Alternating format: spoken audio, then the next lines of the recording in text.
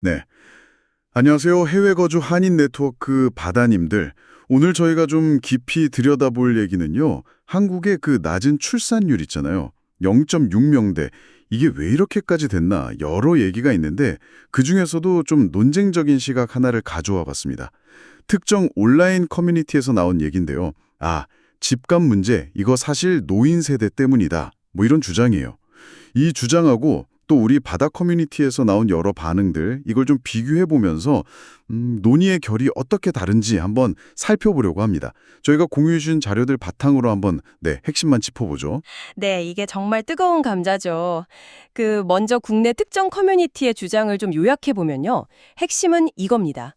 고령층이 서울, 특히 강남 같은 그런 핵심 지역에 비싼 집을 딱 쥐고 안 판다. 그래서 매물이 안 나오니까 집값이 계속 오른다는 거죠. 아, 그래서 청년들이 집 구하기가 너무 힘들어지고. 그렇죠. 그게 결국 결혼도 미루게 만들고 출산은 더더욱 꺼리게 되고 그래서 결국에는 0.6명대라는 이 출산율로 이어진 거다. 이런 논리인 거죠. 보유세 얘기도 나오고요. 지금 0.2%인데 너무 낮다, 올려야 한다, 이런? 네, 그 커뮤니티 글들 보면 분위기가 상당히 좀 격하달까? 표현도 굉장히 직설적이에요. 노인들이 집을 꽉 쥐고 안 파니까 청년들이 살 수가 없다. 가진 사람들이 욕심 때문에 다음 세대에 부담을 넘긴다. 이런 식의 주장들. 네, 심지어 좀 노인 세대를 비하하는 그런 표현까지 쓰면서 감정이 좀 격앙된 모습이었어요. 맞아요. 그러니까 이게 단순히 분석을 넘어서서 좀 세대 갈등 양상으로 확 번지는 느낌? 보유세 강화 같은 구체적인 요구까지 나오는 걸 보면요. 그렇죠. 그런데 여기서 흥미로운 게 바로 해외 한인 커뮤니티, 우리 바다의 반응입니다. 물론 국내 커뮤니티 주장에 동의하는 분들도 일부 계셨어요. 근데 이 문제를 전부 다 노인 세대 책임으로만 돌리는 거, 여기에 대해서는 상당히 비판적인 질문이나 반론이 많더라고요. 아, 그래요? 어떤 반응들이 있었나요? 예를 들면 아니 이게 왜 노인 탓이냐? 문제를 너무 단순화시키는 거 아니냐? 이런 의견들. 심지어 이거 좀 선동글 같다. 이런 반응도 있었고요. 일반화 오류 아니냐는 거죠. 아하. 확실히 좀 다른 관점이네요. 특히 그 해외 거주 경험이 있으신 분들의 비교 분석, 이게 좀 인상 깊었어요. 네네, 맞습니다. 예를 들어서 미국이나 캐나다도 대도시 집값 엄청나다. 세금 부담도 훨씬 크다. 이런 댓글들. 또 다른 나라도 노년층이 자산 매각에 소극적일 수 있는데 이게 왜 유독 한국만의 문제냐? 이런 지적도 있었고요. 그렇죠. 그러니까 한국 상황만 볼 게 아니라 다른 나라랑 비교하면서 좀 더 넓게 보려는 시도들이 있었군요. 단순히 한 세대에게만 책임을 딱 묻는 그런 프레임. 이걸 좀 경계하는 분위기랄까요? 네, 바로 그 지점입니다. 여기서 토론의 어떤 질적인 차이랄까? 그런 게 좀 보이는 것 같아요.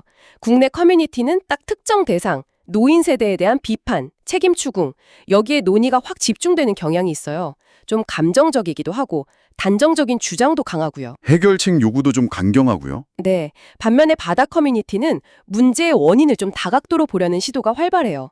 그냥 받아들이기보다는 왜 그렇지 하고 비판적인 질문을 던지고 해외 사례 같은 근거를 들면서 논리적으로 반박하려고 하고요. 딱 결론을 내리기보다는 이게 참 복잡한 문제구나. 이 문제 자체의 복잡성을 인정하는 경향이 훨씬 강하죠. 토론의 스펙트럼이 넓다고 할까요?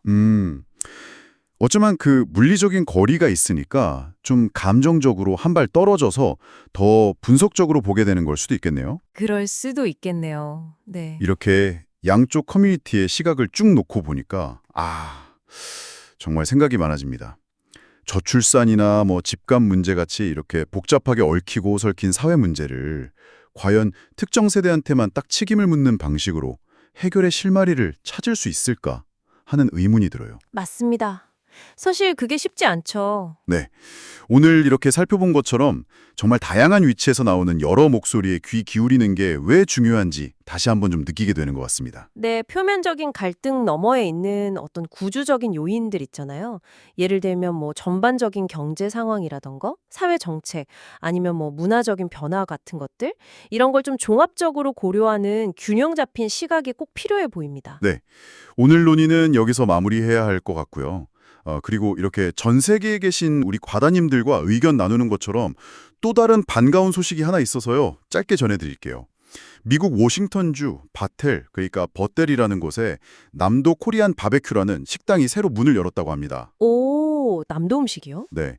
특히 그 한국에서 직접 오신 요리사분이 남도 음식의 진수를 제대로 보여주신다고 하네요. 혹시 워싱턴주 밭델 근처에 계시거나 아니면 뭐 방문할 계획이 있으신 바다님들은 꼭 한번 둘러보시면 좋을 것 같아요.